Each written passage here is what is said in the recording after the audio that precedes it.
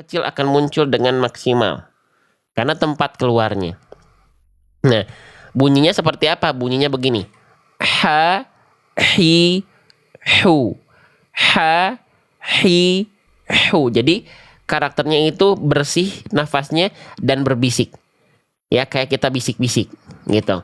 Nah, sekarang kenapa H kecil tadi seringkali tertukar dengan huruf H besar dan kho? Yang pasti adalah Bunda melafalkan tidak di sini. Ya, ada yang melafalkan dia terlalu ke bawah ke sini.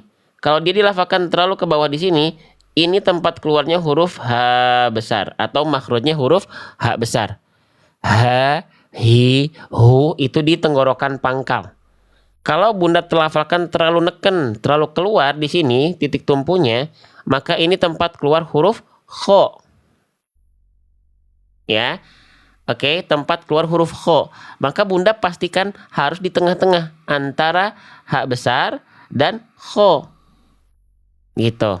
Kalau H besar itu karakter nafasnya dari segi bunyi itu lebih berat, lebih berat. Ini apa nih? Kepencet. Vibrator. Kalau dihilangin, udah. Nah, ya. Oke. Ya, jadi harus tepat di bagian tengah tenggorokan. Ha, hi, hu, ah. Jadi kalau kita belajar huruf hijaiyah, ternyata tenggorokan itu dari segi tempat keluar itu dibagi menjadi 3. Nggak cuma satu tenggorokan aja. Gitu. Ya, dan harus kita rasakan karena bunyinya beda. Kalau terlalu ke bawah jadi H besar, kalau terlalu keluar jadi huruf kho. Oke. Nah, sekarang teman-teman coba praktekkan ya. Jadi bunyinya pastikan dari bagian tengah tenggorokan. Perhatikan detil bunyinya, karakter bunyi yang keluar dia akan berbisik, Bunda. Dia akan clean, Bunda. Hasidin. Hasidin. Kalau Bunda lafalkan terlalu ke pangkal, terlalu ke dalam, terlalu ke bawah, jadinya hasidin. Hasidin. Kalau Bunda lafalkan terlalu keluar, jadinya huruf kho. Khasidin. Khasidin. Kalau kho itu karakter nafasnya lebih ada kasar-kasarnya, lebih kayak ada kresek-kreseknya, walaupun dia bukan berarti seperti betul-betul yang sering disampaikan seperti ngorok betul-betul, enggak. Tapi untuk pintu awal buat teman-teman belajar, boleh kita analogikan dulu untuk pintu awal itu kayak ngorok, kayak mendengkur, tapi pada akhirnya tidak betul-betul seperti itu. Kha, kho, nah itu kho itu. Tapi di sini kita gak butuh bunyi itu karena di sini H kecil. Jadi jangan sampai dibaca khasidin ataupun hasidin. Tapi pelafalan yang insya Allah lebih tepat adalah hasidin. Sampai sini sudah mulai paham? Biar teman-teman kenal bunyi huruf, bukan cuman kenal bentuk dan kenal selewat aja dari apa yang teman-teman baca ketika baca Quran, ketika ngaji. Paham ya? Oke. Kalau sudah paham, seperti biasa kita akan coba. Nah, di kalimat ini aja ya. Kita akan coba kuis. Di kalimat ini, mana H kecil yang dia tidak tertukar? Pilihannya ada 3, A, B, dan C. Yang A, hisabahum. Yang B, hisabahum. Yang C, hisabahum. Kira-kira mana pelafalan yang lebih tepat? A, B, atau C? Silahkan komen langsung di kolom komentar. Kita sama-sama belajar mengenal bunyi huruf betul-betul. Yang lebih tepat adalah yang A. Masih ada yang jawab C ya. Yang C itu huruf kho, Bunda. Kalau H kecil, saya sudah bilang, kalau kho itu dia seperti ada kresek-kreseknya. Kalau H kecil itu bersih. Hisabahum. Kalau yang C itu kho, hisabahum. Kalau yang B ya, yang B teman-teman sekalian itu H besar, hisabahum. Ya. Jadi kita harus betul-betul mengenal. Takutnya kita salah tuh karena kita masih menganggap jawaban yang C yang tepat. Jadinya ketuker. Cara melafalkannya, mengeluarkannya jadinya salah gitu. Ya. Oke. Nah, sekarang tinggal kita praktekkan ke dalam ayat. Jadi di sini pastikan hak kecilnya tidak dibaca tahiyatuhum, tidak pula kita baca tahiyatuhum, tapi kita baca dari tengah tenggorokan, karakter mengalir nafasnya berbisik lembut. Afwan. Tahiyatuhum. Paham ya teman-teman ya? Kita belajar pelan-pelan setiap hari. Ya, bagi teman-teman yang ngerasa ternyata ngaji seru ya, kita bisa kenal huruf-hurufnya lebih dalam, lebih rinci, bukan cuman kenal bentuk huruf. Nah, yang senang jangan lupa diklik dulu tombol ikuti biar kita bisa silaturahim terus setiap harinya. Dan biar setiap update dari kita mau live TikTok ataupun konten-konten video teman-teman dapat gak ketinggalan. Ya. Oke, lanjut lagi. Haknya di sini harokatnya baris bawah ya. Setiap huruf hijaiyah yang dia berharokat baris bawah ini namanya harokat kasroh, dibaca pakai vokal i. Ya, jadi bukan vokal u, bukan vokal a. Ya, oke. Selanjutnya, abang kakak sekalian, di sini kita mendapati ada huruf ya, namanya huruf ya. Di atasnya ada burung terbalik, ini namanya tanda tasydid. Oke, berarti huruf ya-nya dalam keadaan bertasydid. Sahabat-sahabatku sekalian, ya. Nah, apa yang harus kita perhatikan ketika kita melafalkan ya bertasydid? Nah, makanya kita akan bahas pelan-pelan pakai buku saya biar kita bisa breakdown bukan hanya per huruf tapi per kondisi hurufnya. Halaman 44 kita akan membahas huruf ya bertasydid. Kesalahan apa yang harus kita perhatikan ketika melafalkan huruf ini? Kesalahan yang sering kali terjadi ketika kita melafalkan huruf ya bertasydid, yang ingin kita bahas di poin 1 adalah tidak dibaca dengan naber. Ya, naber atau istilah lainnya disebut juga nabroh. Naber atau nabroh. Apa itu naber? Naber itu artinya adalah penekanan yang lebih kuat pada huruf ya bertasydid sehingga bunyi suara bacaannya terdengar lebih tinggi dibanding sekitarnya. Ya, contohnya seperti apa? Contohnya kita ambil yang pendek dulu. Ya, perhatikan kalimat berikut ini, fokus pada huruf yang kita highlight yaitu ya tasydid. Ya, kesalahan yang sering kali terjadi itu tidak dibaca ya tasydidnya dengan naber. Alias apa? Contohnya begini, biar teman-teman bisa mendengarkan detail bunyi. Ya, ini adalah contoh bacaan ya tasydid yang tanpa naber. Ayyana. Sekarang kita baca pakai naber. Ayyana. Kira-kira bunyinya beda atau sama? Yang satu tadi tanpa naber, ayyana. Yang kedua ini pakai naber, ayyana. Beda? Apa yang teman-teman rasakan dari ya tasydid yang pakai naber? Bunyi ya-nya lebih terasa penekanannya dan tidak terasa lempeng. Ya. Nah, itu penting teman-teman. Jadi ya tasydid dan wawu tasydid itu ditekan ketika bertasydid lebih kuat lagi. Sering kita sebut dengan naber atau nabroh. Ya. Oke. Jelas ya? Coba saya coba satu lagi nih. Contoh ya biar teman-teman bisa merasakan. Nah, di sini nih. Di sini ya. Ini bacaan yang tidak pakai naber. Perhatikan ya tasydidnya. Asyiyatan. Sekarang kita coba contohkan yang pakai naber. Asyiyatan.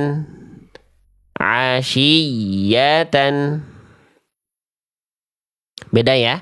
Jadi si ya tasydidnya lebih tershow off karena ada penekanan naber yang lebih kuat tadi naber. Ya. Oke, itu kesalahan pertama. Nanti kita coba kuis ya. Sekarang kita bahas dulu kesalahan ya tasydid yang berikutnya. Selain ya tasydid tadi harus dibaca naber, muncullah kesalahan kedua yang mengakibatkan bacaan yang tidak maksimal. Apa? Setelah dia dibaca naber, nabernya dilafalkan terlalu berlebihan sehingga membuat suara huruf ya tasydid ini suaranya terputus atau bahkan kadang-kadang berubah menjadi seperti huruf jim. Maksudnya gimana? Maksudnya seperti ini. Misalnya, di sini ya. Pada praktek kalimat Quran surah Al-Bayyinah ini ayat 4, banyak orang yang melafalkan ya bertasydid terlalu kuat nabarnya. Akhirnya apa? Suara ya-nya terputus. Contoh. Al-bayyinatu.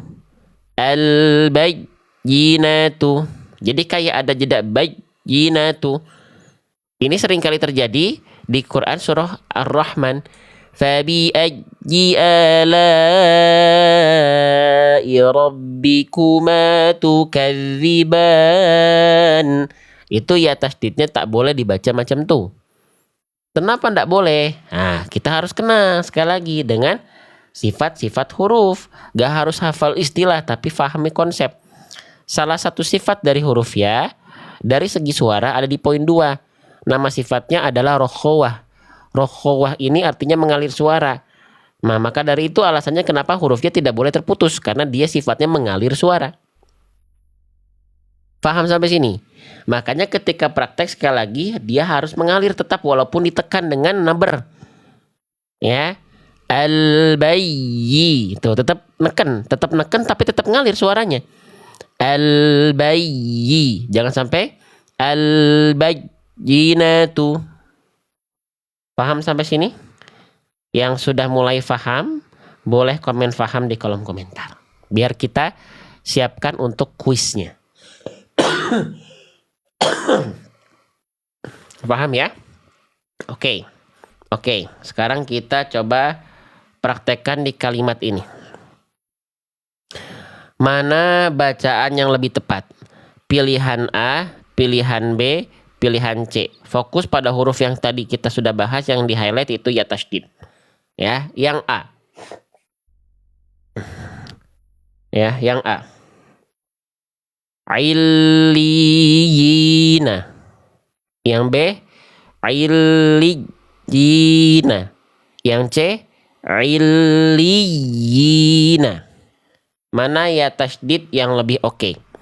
Ya tasydid yang lebih proporsional sesuai dengan kaidah-kaidah yang sudah tadi kita bahas. Yang A, yang B, atau yang C? Silahkan komen di kolom komentar. Yang lebih tepat adalah yang C. Ya. Kalau yang A itu salahnya apa? Salahnya tidak dibaca nabar sehingga bunyiannya nggak nonjol, nggak tershow off, lempeng aja. Illiyina. Ya harus itu yang A. Tadi dia bacaannya tasdidnya lempeng, nggak pakai nabar, nggak kayak ada penekanan pada huruf ya-nya. Illiyina. Lalu yang B salah karena terlalu ditekan. Akhirnya bunyiannya putus. Illiyina. Nggak begitu juga. Terus yang paling tepat yang C. Huruf ya-nya tetap jelas, ada penekanan, tapi dia tidak tertahan suara huruf ya-nya. Bacaannya illiyina. Ya. Nah, sekarang teman-teman, sahabat-sahabat sekalian, tinggal kita praktekkan dalam keseharian kita pas lagi ngaji, pas lagi tadarusan, pas lagi tilawah. Yuk, coba nanti yang ibu-ibu yang sering tilawah di masjid. Ya, barengan nih hatamannya. Coba bacaannya jangan cepet-cepet. Jangan ngebut-ngebut. Perhatiin mana bacaannya, hurufnya, panjang pendek, yang mana yang harus ditahan.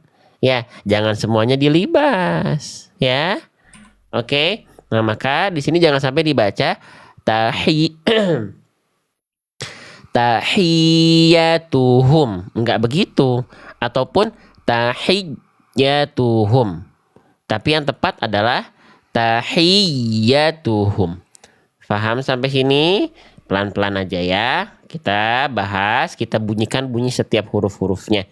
Lagi sekarang ketemu lagi huruf ta, saya ingatkan sedikit karena tadi baru kita bahas di bagian awal. Ta dilafalkan, saya ingatkan lagi makhrajnya bagi teman-teman yang baru gabung. Jangan sampai melafalkan huruf ta ujung lidahnya keluar mulut nih. Dibuka lagi halaman 74, ta berharokat. Poin 2, kesalahannya dilafalkan menjulurkan ujung lidah keluar mulut. Ya, jangan sampai dibaca seperti ini taknya. Nah, yang gampang aja kalimatnya nih.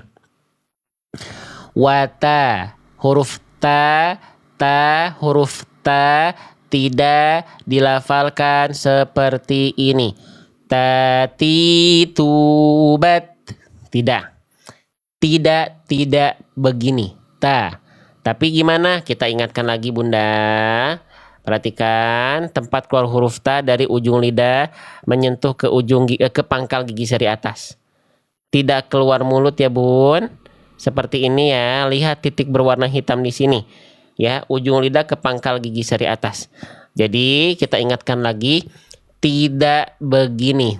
Ta, tapi di dalam area mulut. Ta, ti. Ya. Oke, sip. Boleh saya dampingi pelan-pelan seperti ini? Boleh kita baca Qur'annya ya, bukan mengindahkan dari segi kelancaran saja, teman-teman, ya, karena banyak hari ini yang bacaannya lancar. Sekali lagi, ya, bacaannya lancar, bagus, kayak nggak terbata-bata, tapi hurufnya ketukar-tukar, panjang pendeknya tidak terjaga, ya. Yang harus ditahan dilibah semuanya. Boleh ya? Boleh diperhatiin bacaannya ya. Oke, lanjut. Jadi huruf ta ya, pada prakteknya jangan sampai dilafalkan ujung lidahnya keluar mulut. Tahiyyatuhum. Tapi tahiyyatuhum, nggak keluar ujung lidahnya ya. Oke, kita lanjutkan kembali. Huruf ta-nya harokatnya dhammah ya. Kalau ada huruf harokatnya begini namanya dhammah. Ya, dibaca dengan vokal u ya. Oke, makanya nggak dibaca ti dan ta. Tahiyyatu. Nah, berikutnya ini huruf h. H ini sering saya sebut dengan h besar.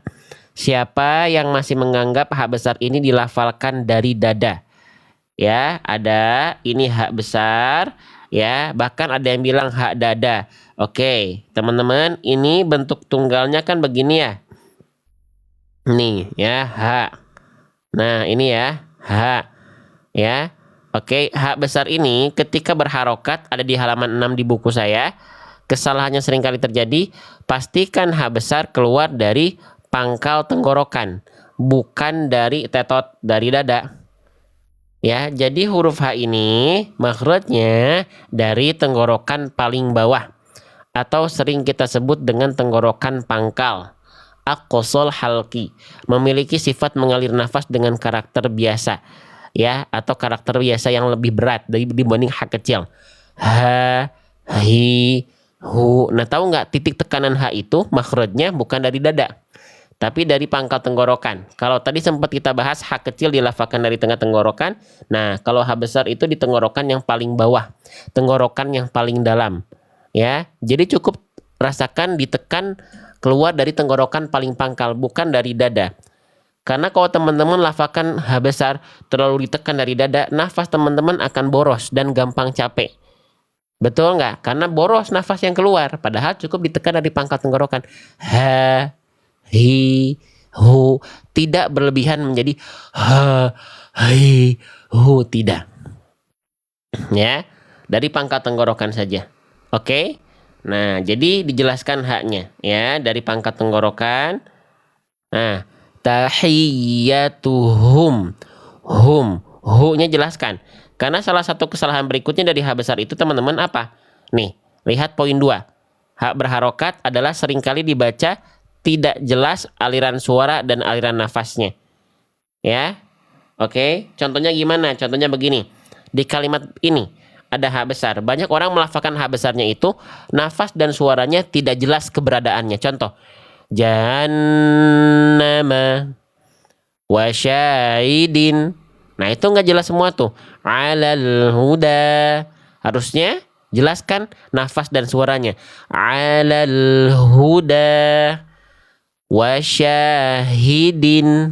Nafas suaranya jelas. Jahannama. Jelaskan.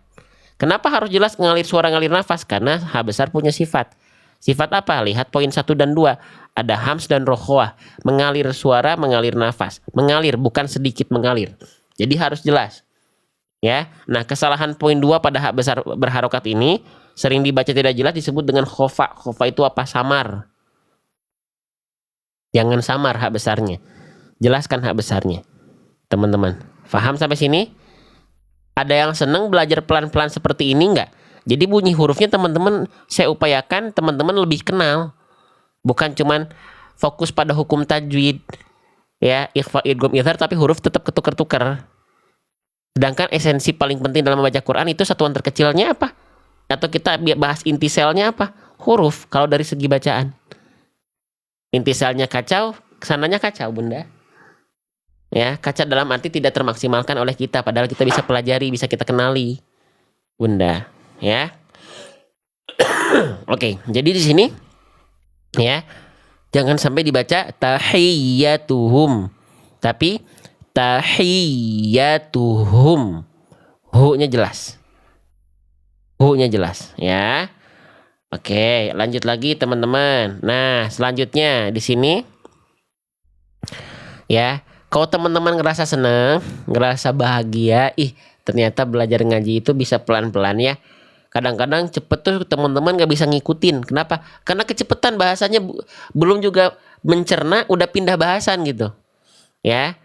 Nah, yang seneng boleh dibantu yang lagi jari jemarinya lagi santai, bantu tap-tap layar. Kalau ada yang mau share, ngajakin sanak saudaranya, ada tombol panah di bawah itu untuk tombol share tuh diklik. Oke? Biar kebaikannya nggak putus di akun kita doang. Ya. Oke, lanjut lagi teman-teman, perhatikan.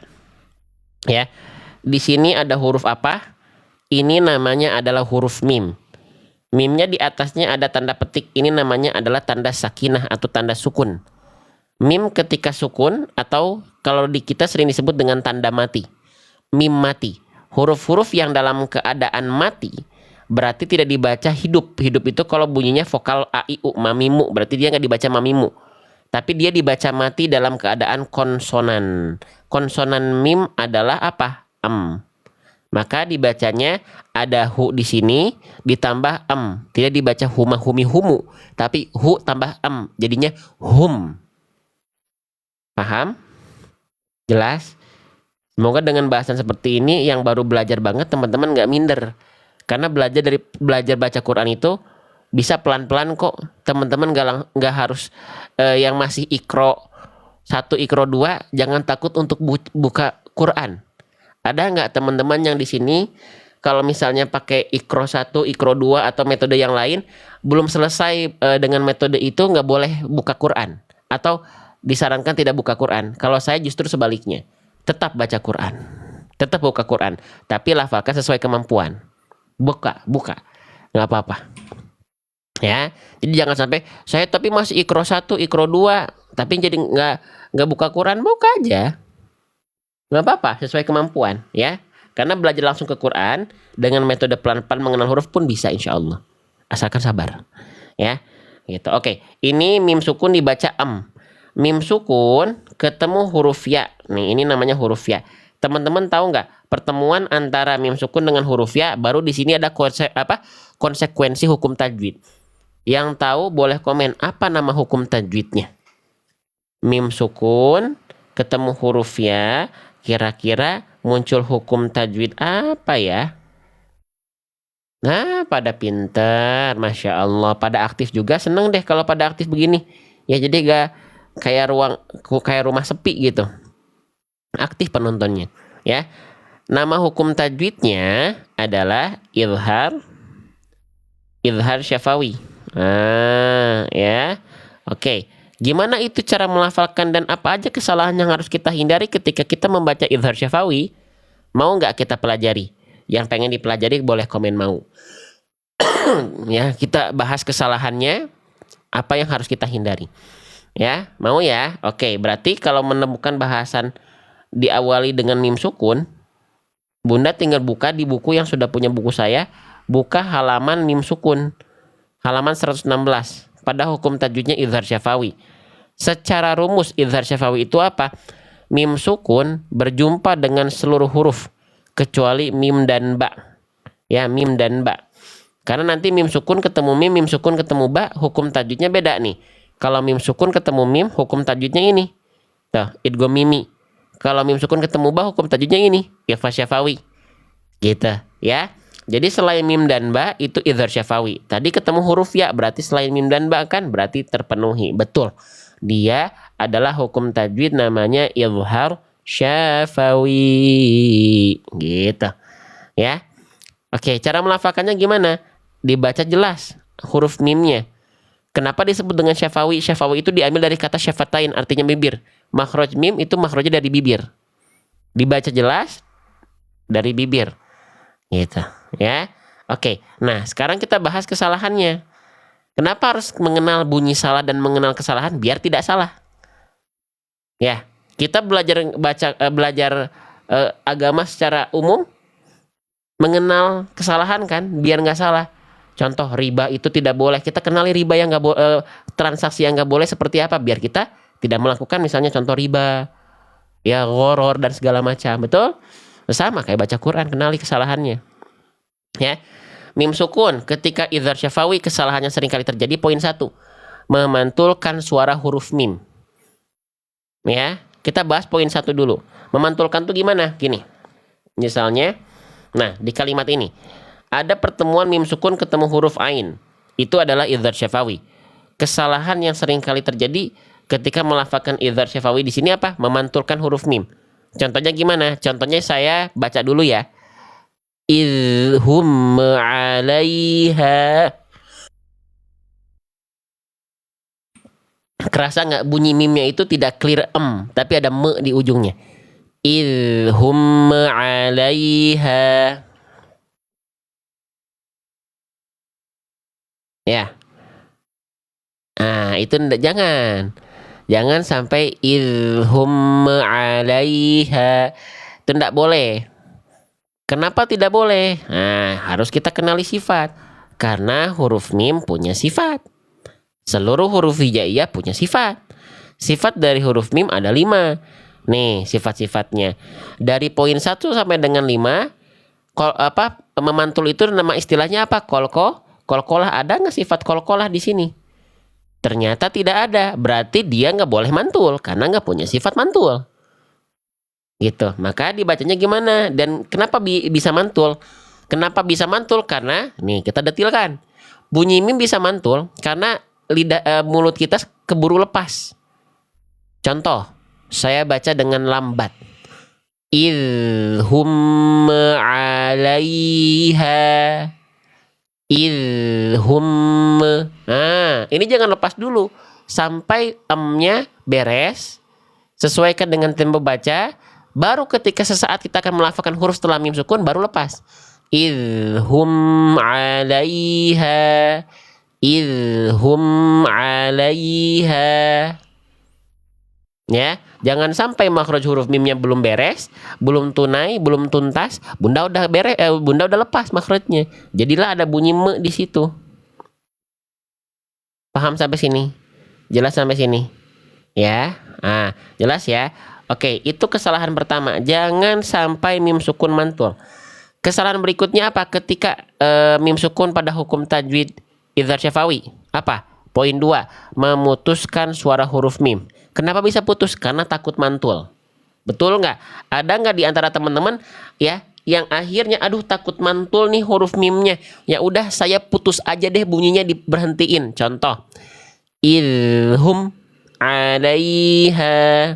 Jadi bunyi emnya di stop, di cut. Idhum 'alaiha. Tidak begitu juga. Lah, kenapa serba salah? Tadi mantul gak boleh, sekarang menghindari pantulan dengan memutus suara gak boleh. Karena mim punya sifat. Kenali sifatnya. Apa sifat huruf mim? Poin kedua, namanya tawasud. Tawasud itu apa? Pertengahan suara. Maksudnya pertengahan suara itu seperti apa? Suaranya berada di antara tengah-tengah tuh, antara mengalir suara dan tertahan suara. Berarti pertengahan itu sedikit mengalir suara.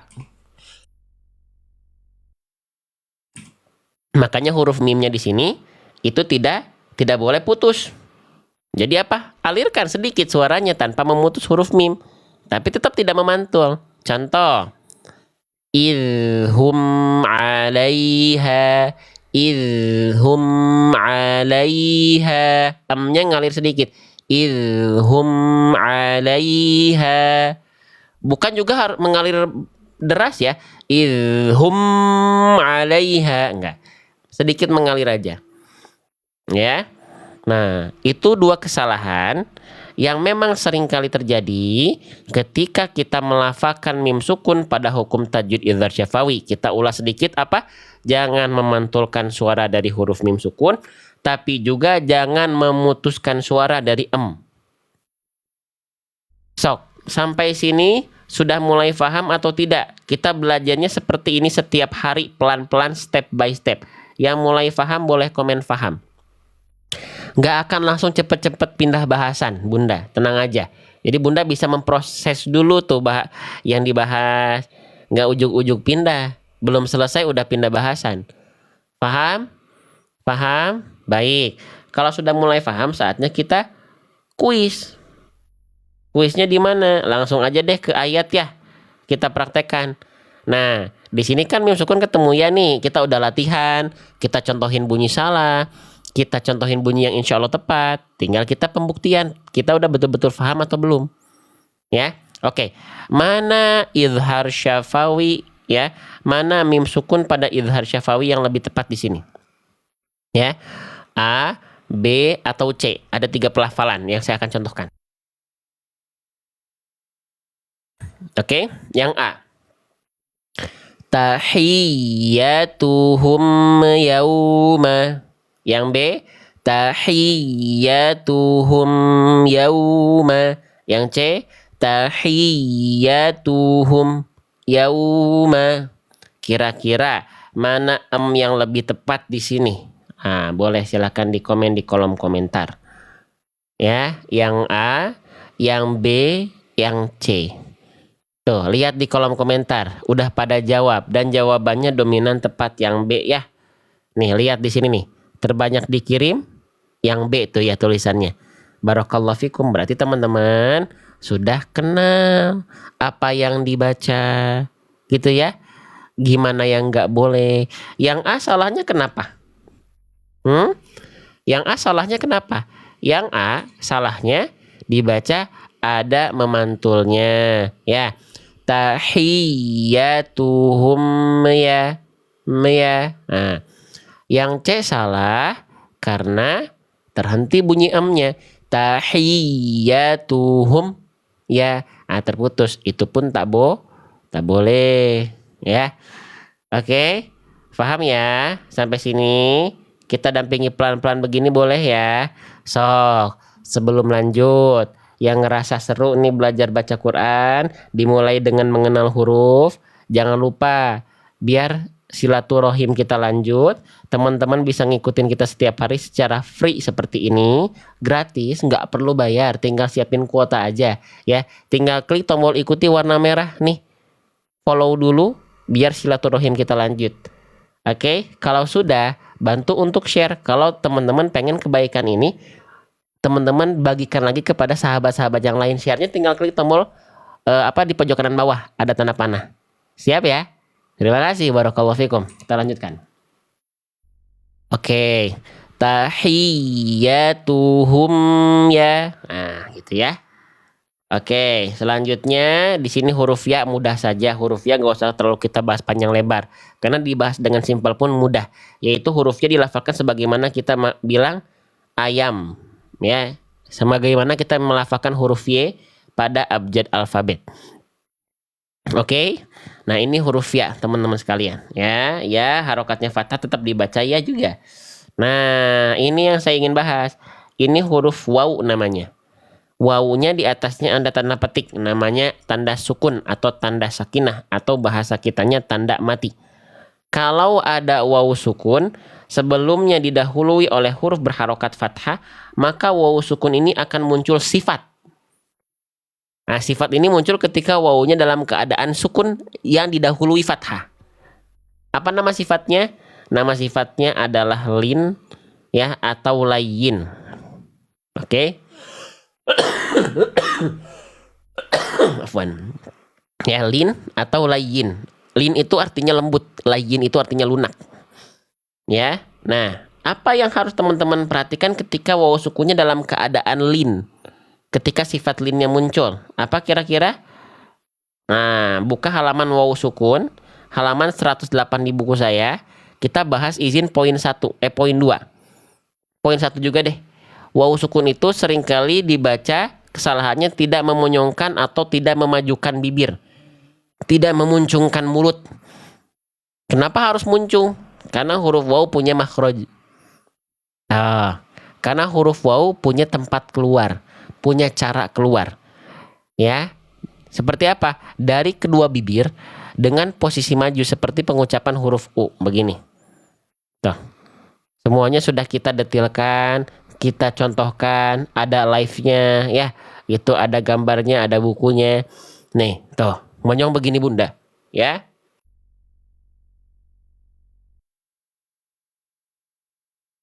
Ya. Itu e-booknya nggak ada, adanya buku, tidak ada e-book. Nah, gitu ya. Jadi muncungkan mulutnya. Ya. Itu muncungkan mulutnya. Kalau tidak muncung, kenapa? Alhasil kalau tidak muncul, kesalahan wawu sukun yang berikutnya muncul, yaitu poin 2. Ketika huruf wawu bersukun diawali oleh huruf berharokat fathah, terdengar dibaca seperti vokal O. Seharusnya clear ya. Wawu itu ketika lin, ketika didahului fathah, seharusnya vokalnya U. Bukan O, tapi U. Contoh Bunda. Nih, di sini. Wawu sukun didahului fathah, dia punya sifat namanya lin, lembut. Ya, lembut. Maka pastikan muncungkan mulutnya. Saufa, saufa, saufa. Bukan saufa. Monyongnya bukan membentuk vokal O, tapi vokal U. Saufa, saufa, saufa. Paham? Paham gak sampai sini? Karena banyak orang melafalkan wawu sukun ketika lin nggak maksimal pelafalannya. Karena apa? Karena nggak sempurna makhraj huruf wawunya. Jadinya vokalnya yang keluar vokal O, bukan vokal U. Ya. Oke ya. Nah, jadi pastikan maksimalkan. Muncungkan mulutnya. Saufa, saufa, saufa. Vokalnya vokal U, bukan O. Paham ya? Oke. Sip. Itu aja sih sebenarnya teman-teman sekalian. Ya, yang harus teman-teman perhatikan ketika wawu sukunnya didahului oleh huruf berharokat fathah. Yauma, jangan yauma. Jangan tergesa-gesa pengen melafalkan huruf mim, jadinya wawunya nggak tersempurnakan si makhrajnya. Ya. Tahiyyatuhum yauma, yauma, yauma. Nambahin sedikit lagi deh. Di sini juga masih ada yang melafalkan begini. Ketika melafalkan wawu sukun dalam keadaan didahului fathah atau ketika wawu sukunnya punya sifat lin, jangan sampai sengau. Yauma, apalagi setelahnya ada huruf mim. Mim itu huruf yang dengung, huruf yang sengau. Jangan sampai wawunya ikut sengau. Yauma, tapi yauma, yauma. Nih, banyak orang melafalkan lin juga, dia masuk hidung. Yaumu, tuh masuk hidung, dengung, sengau, nggak boleh. Harusnya yau. Ketika dibuka tutup hidung, suaranya tidak berubah. Karena tidak ada suara yang masuk ke dalam rongga hidung. Kalau masuk berarti sengau huruf wawu sukunnya. Yauma, yauma, yauma. Jangan yau, tapi yau, yauma, yauma. Bisa difahami sampai sini? Pelan-pelan aja. Kenali bunyi hurufnya. Jangan yau, yau, tapi yau, yau. Bisa? Jangan sengau ya, jangan dibindengkan, jangan didengungkan huruf wawu sukun sebelumnya fathah. Yauma, jelaskan. Yau, bukan yau, yau. Ya. Oke. Tahiyyatuhum yauma. Ya, huruf mim ya harokatnya fathah sebagaimana kita melafalkan makan. Ya, mandi sama persis ya. Gak ada bedanya insyaallah. Oke, huruf ya sudah kita bahas tadi di sini. Ya, ya, nih ya sudah di sini ketemu ya lagi sama kayak huruf Y. Nah, Bunda, di sini huruf lam. Nih, ya.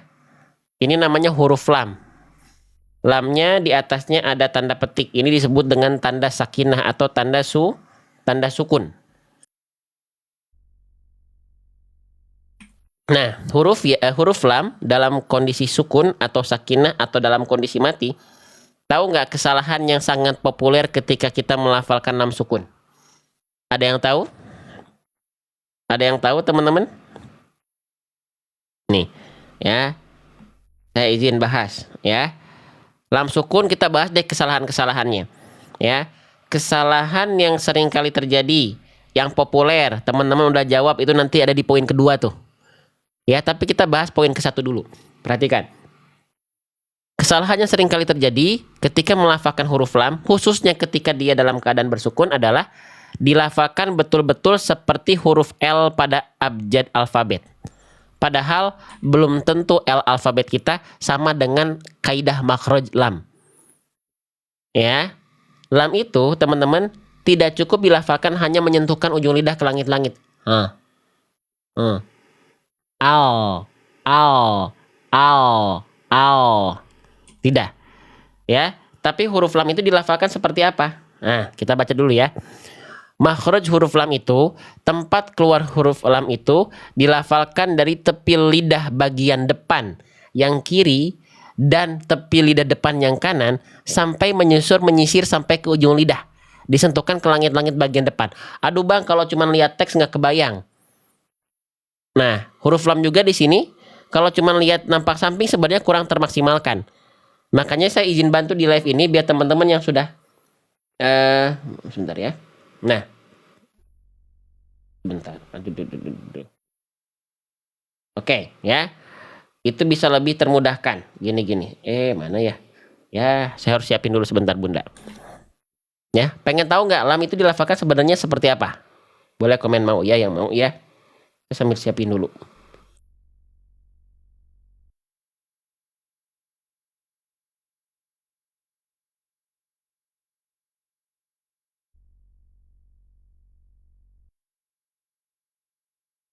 Oke, mau ya? Siap, saya siapin nih. Saya coba bantu teman-teman. Nah, oke. Perhatikan ya, jadi huruf lam itu tidak cukup disentuhkan hanya bagian ujung lidahnya saja.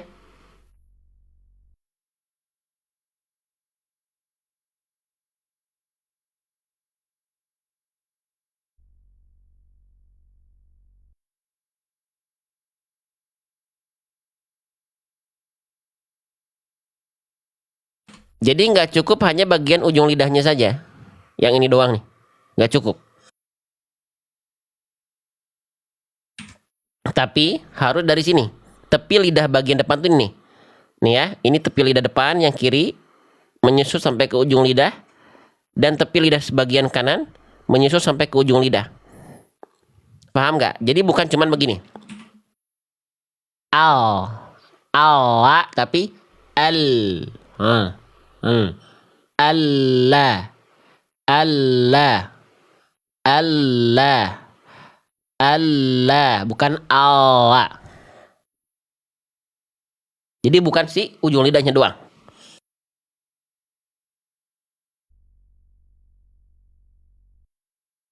Ya, gitu. Jadi kenapa tadi saya bilang jangan betul-betul serupakan dengan huruf L. Khawatir teman-teman hanya menyentuhkan ujung lidah doang. Al, gitu. Padahal Allah, bukan Allah. Bunyinya pun beda. Paham sampai sini teman-teman? Duh, sebentar ya. Saya izin sambil berdiri dulu ya. Peregangan dulu ya.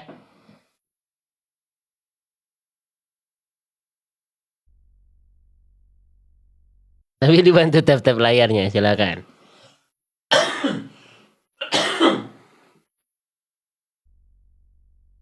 Oke, ya. Itu ya. Paham nggak? Jadi nggak bukan cuman ujung lidahnya doang, teman-teman. Bunyinya pun beda. Ya.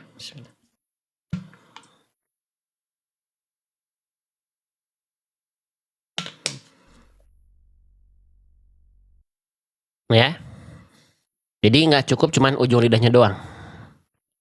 Nggak cukup karena bunyinya beda. Makhrajnya bukan seperti itu. Ya walamu adnaha limuntahaha. Itulah makhraj huruf lam ya. Jadi saya jelaskan kenapa jangan betul-betul dilafalkan seperti betul-betul huruf L ya. Bentar teman-teman ya. Saya harus ada yang dihapus dulu nih. Nah. Ya, karena khawatir beda teman-teman ya. Nih kita dengerin aja bunyinya nih. Misalnya kita ambil yang ini. Kalau cuman melafalkan lam hanya ujung lidah, bunyinya beda. Oke, perhatikan. Zul zilati. Zul zilati. Beda. Harusnya bunyinya zul zilati. Zul bukan zul bukan. Zul zilati. Paham? Jelas? Itu kesalahan pertama ya. Jadi sesuaikan makhraj lam bukan dengan huruf L alfabet. Tapi teman-teman harus tahu makhraj lam gimana. Karena walaupun lam, kalau kita baca Al-Quran yang ada Latin, lam itu diwakilkan dengan huruf L. Tapi ternyata belum tentu L alfabet kita sama dengan makhraj lam. Paham sampai sini? Ya, jadi bunda yang baca Al-Quran cuma pakai Latin, bagus. Buat awal, bukan bagus selamanya. Namanya baca Quran, itu baca khat Al-Quran, bukan baca Latin. Latin untuk memudahkan, bukan untuk dibaca selamanya tanpa belajar. Ya.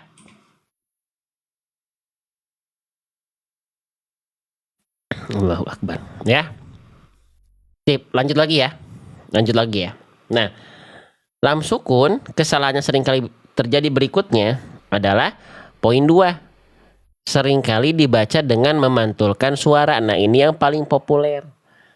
Ya. Oke, contoh memantul gimana? Memantul begini. Lil alamina.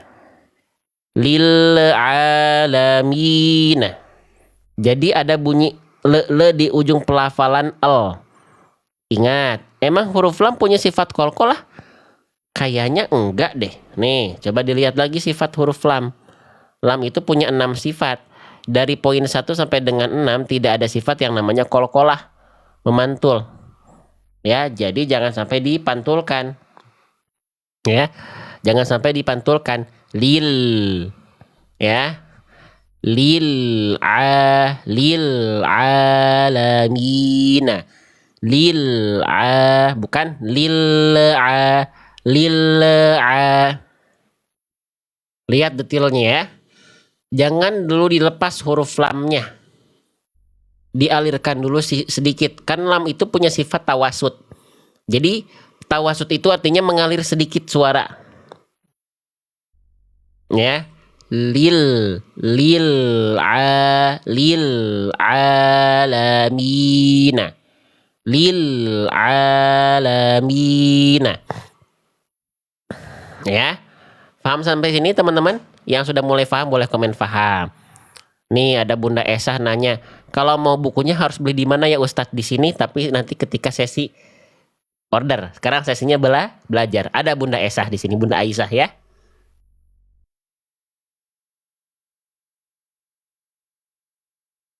Paham ya? Oke. Nah, jadi jangan sampai memantul. Lil, tapi lil alamina. Jangan mantul, ya. Oke. Nah, itu kesalahan kedua. Sekarang kesalahan ketiga apa? Jangan sampai kalau misalnya dia memantul, pasti kesalahan berikutnya adalah jangan sampai putus. Tuh, lihat poin 3. Jangan sampai dilafalkan terputus suaranya. Karena gini, banyak orang menghindari kesalahan memantul itu dengan alternatif yang justru jadi kesalahan berikutnya. Ya. Gitu. Apa? terputus suaranya. Terputus suaranya, memutus suaranya. Ya, contoh. Misalnya sini ya.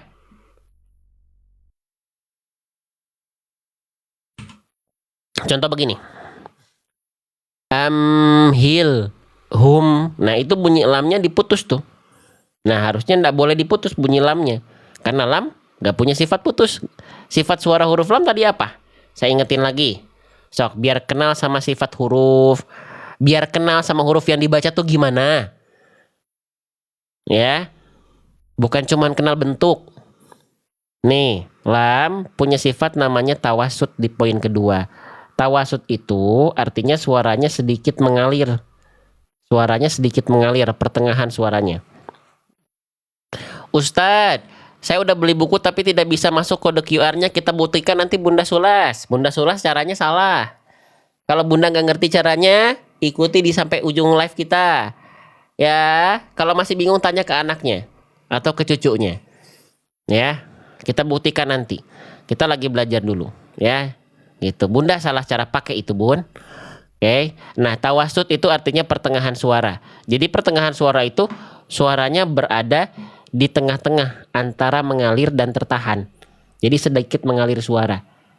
Nggak boleh betul-betul putus. Jadi selain nggak boleh mantul, nggak boleh juga dibaca terputus. Amhil hum. Ya. Yal basu harus dialirkan bunyi lamnya sedikit. Yal basu. Amhilhum gulban, nggak boleh dibaca gulban, nggak boleh dibaca terputus seperti itu karena mencederai sifatnya. Ya. Nah, ini dia 3 kesalahan huruf lam. Jangan dibaca betul-betul kayak huruf L karena belum tentu huruf L alfabet kita sama kayak makhraj lam. Yang kedua, jangan memantulkan suara. Yang ketiga, jangan terputus suara. Sok, yang sudah mulai paham, boleh ramaikan kolom komentar, komen paham sebelum kita mulai ke sesi kuis. Paham? Jelas insya Allah? Paham ya? Paham ya? Oke, sekarang kita coba kuis ya. Di yang ini ya. Ini ya. Mana huruf lam sukun yang lebih tepat? Saya contohkan 3 pelafalan adab pilihan A, pilihan B, pilihan C. Mana lam sukun yang lebih tepat dari apa yang tadi sudah kita bahas? Yang lamnya terhindar dari kesalahan. Yang A. Lil usra. Yang B. Lil usra. Yang C. Lil usra. Mana bacaan yang lebih tepat?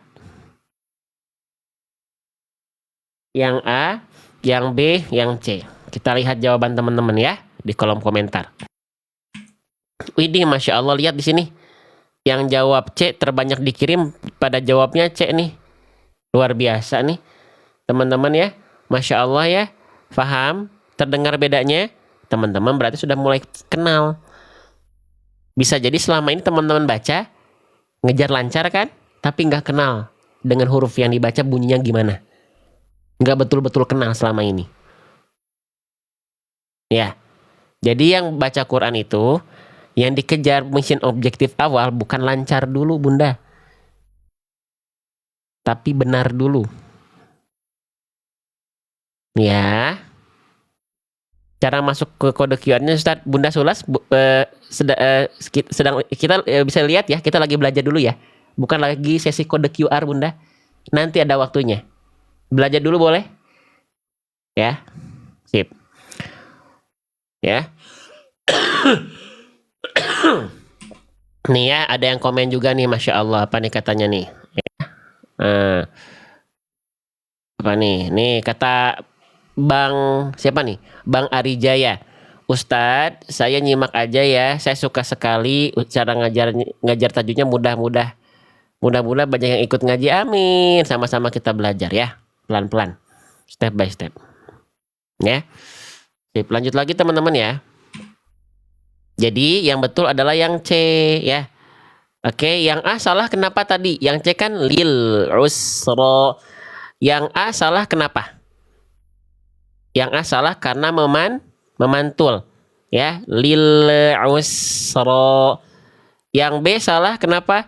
Karena lam sukunnya dibaca nggak betul makhrajnya, lil, cuman ujung lidah doang. Ya, yang tepat adalah yang C. Paham sampai sini? Lanjut lagi ya. Sekarang ujiannya sesungguhnya kembali ke dalam ayat. Yang ini. Mana lam sukun yang tepat? Siap, konsentrasi. Ya, yang betul yang mana? Yang A, yang B, yang C, yang D. Konsentrasi. Yang A, yang B, yang C, yang D. Yang A. Yalqawnahu. Yang B, yalqawnahu. Yang C, yalqawnahu.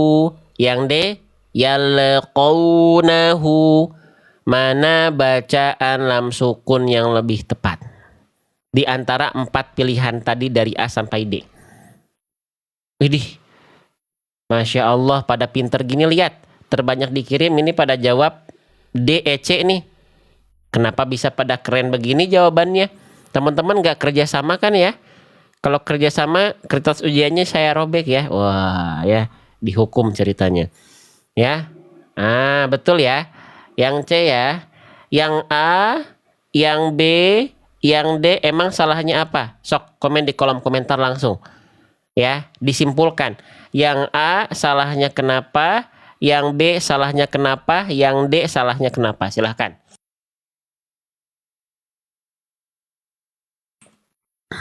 Ya. Yang A salahnya apa? Yang B salahnya apa? Yang C salahnya apa? Yang D salahnya apa? Ya, yang A, yang B terjeda. Yang D mantul. Yang A kurang tebal. Kita bahas ya. Nih. Yang A kurang tepat karena dilafalkan cuman ujung lidah doang. Yal. Sedangkan lam itu nggak cukup ujung lidah doang, tapi yalqawnahu. Kayak huruf L kalau yang A itu nggak, jangan sampai betul-betul kayak L, takutnya jadi nggak sesuai makhraj. Ya. Lalu yang B, salahnya apa yang B? Yang B itu salahnya terputus. Ya. Yalqawnahu.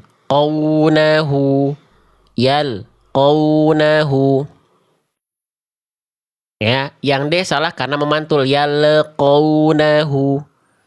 Jadi yang tepat adalah yang C. Tidak memantul lamnya, tepat makhrajnya, tidak terputus. Dan teman-teman dominan sudah tepat. Masya Allah, teman-teman jangan lupa komen alhamdulillah. Karena kan yang baik-baik itu atas izin siapa? Atas izin Allah ya. Alhamdulillah. Biar apa? Biar la in syakartum la azidannakum. Kita bersyukur Allah tambah lagi nikmatnya. Kalau kita ngerasain nikmatnya, wa amma bi ni'mati rabbika fahadits, sampaikan kepada yang lain. Sudah belum sampaikan kepada yang lain? Sudah share belum? Ya, nggak harus ke grup keluarga. Kalau bisa bagus. Tapi minimal share ke status WhatsApp. So, di pojok kanan bawah ada tanda panah, tanda share tuh, ya. Oke, teman-teman, sip. Sampai sini bisa difahami teman-teman sekalian? Nah, sekarang saya mau nanya. Ternyata belajar ngaji dengan mengenal huruf hijaiyah itu, belajar huruf hijaiyah itu seru atau tidak? Operator, boleh tolong dibantu? Belajar huruf hijaiyah itu seru atau tidak? Yang seru boleh komen seru, silahkan.